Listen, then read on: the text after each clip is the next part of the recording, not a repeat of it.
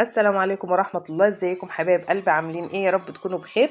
اول ما هنبدأ يومنا ان شاء الله نصلي على الرسول عشان يبقى يومنا حلو كده وجميل. هنعمل بقى شوية فلافل مع بعضينا تحفة. الطعمية بتاعتنا بتاعت البيت المصري دي مريحة تحفة. شايفين ما شاء الله لونها فاتح، لا اللي هي اللي خضرة مكتومة ولا اللي هي البيضة زي بتاعت المحلات واحسن كمان.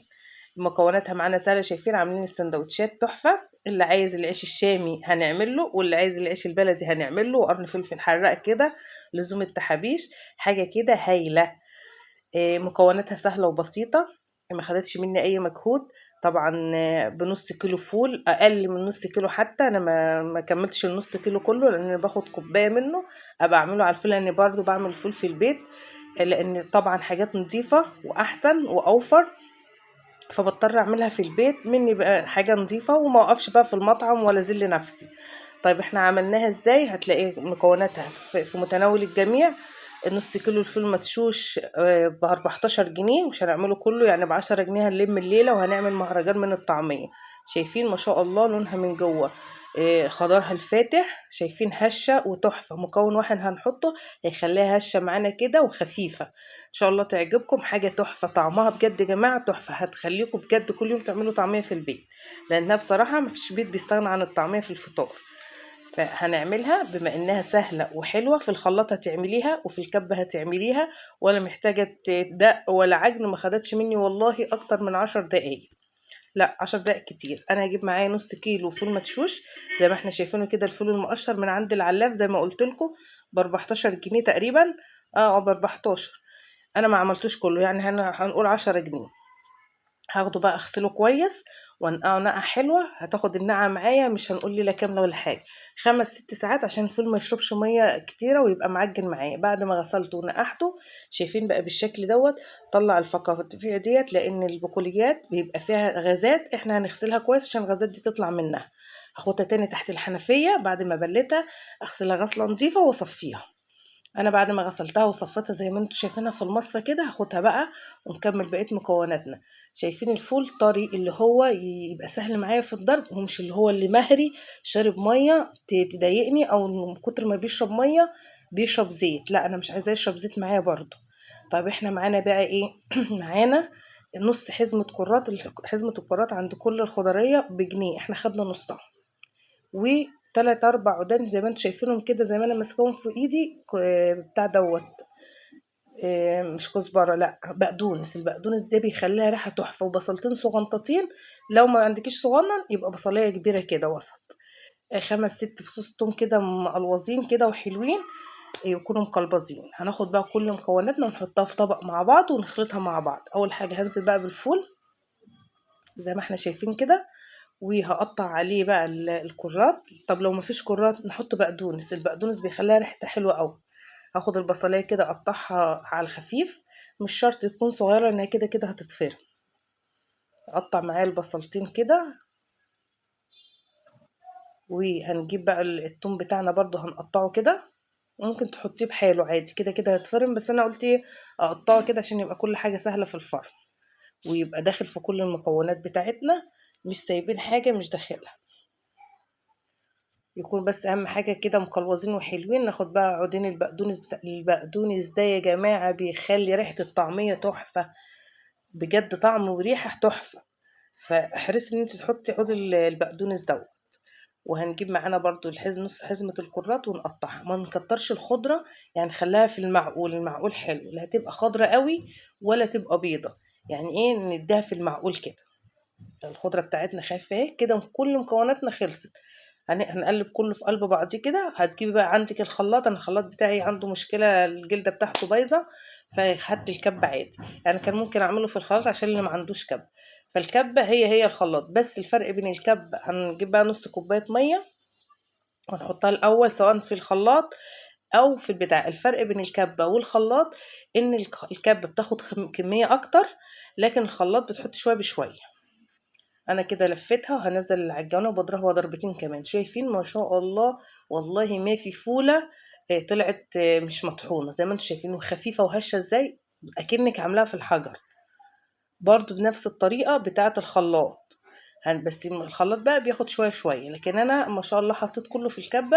طحنته زي ما انتم شايفين خفيفة ازاي، زي اللي بنجيبها بالظبط من المحل عشان بيبقى الحجر وبيدخلها هواء. والله الكبة عاملاها كده بالظبط، ما عملت فيها اي حاجة تاني. طبعا الكمية معايا كانت كتيرة، فما شاء الله هنعبي بقى كيسين ونخلي قيمة ما هنفطر، يعني كل كيس نحطه كده على قد فطرنا، لان انا بقول لكم يعني اقل من نص كيلو عمل لي الكمية دي. فهنعبي بقى كيسين معانا نحطهم في التلاجة، تتحط بقى في الفريزر. اللي بشيلها بحطها في الفريزر. شايفين خضرها تحفة، اللي هو المعقول، لا الخضرة اللي هي الغامقة ولا الفاتحة اللي زي بتاعة المحلات، كمان واحسن وانضف. وعارفة انا عاملاها ازاي فما ينفعش يبقى احنا عارفين نعمل حاجة سهلة وبسيطة ونقف في المطاعم بقى. هنملحها، نحط رشة ملح، حط بقى يا جماعة اللي بيخليها هشة وخفيفة برضو في القلب شعرة كربوناتو، ما دي تحفة ما تنسوهاش. هنحط لها بقى شوية كمون، نحط لها بقى اللي بيخلي ريحتها برضو حلوة جدا الكزبرة الناشفة. في ناس بتحطها ناعمة وفي ناس بتحطها حب، انا ما بحبهاش حب صراحة، انا بحب الكزبرة تكون ناعمة عشان ايه ما تقرش كده واحنا بناكلها.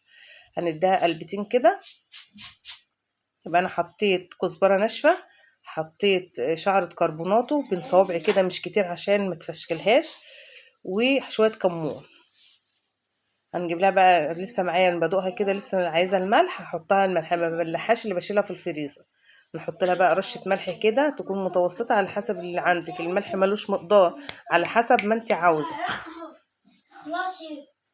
كده. لو انت مثلا حاطاه في الفريزر عايزه تقلبيها قلبتين كده بالمضرب، بالمضرب اليدوي اضربيها، بس هي ما شاء الله هشه ومش محتاجه ضرب.